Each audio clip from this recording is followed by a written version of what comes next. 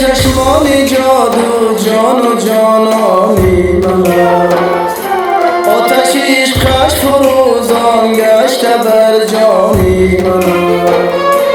آتش عشقش فروزان گشته بر جانی من دل اسیر عشقی و من غلامی حسنی و دل اسیر عشقی و من غلامی حسنی آن گل جادو سخن گردیده مهمانی من آن گل جادو سخن گردیده مهمانی من آسیه چشمان جادو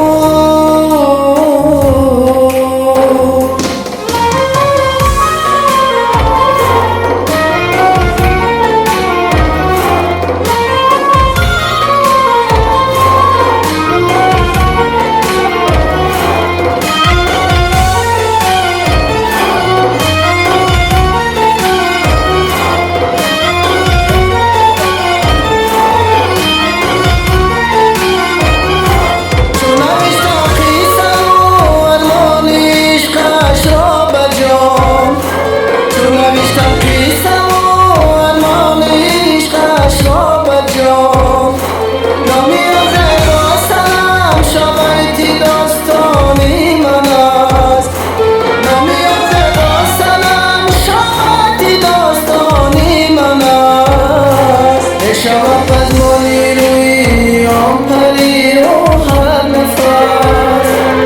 شب از مالی روی آن پری رو هر نفس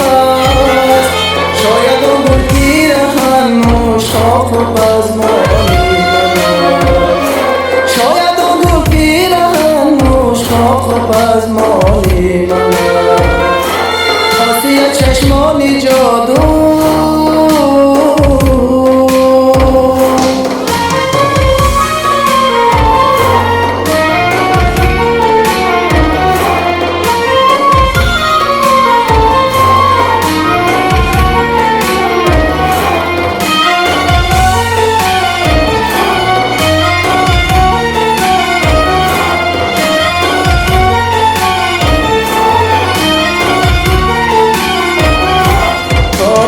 در نظر زندگی بروی اون چون خشماهی منور در شبستان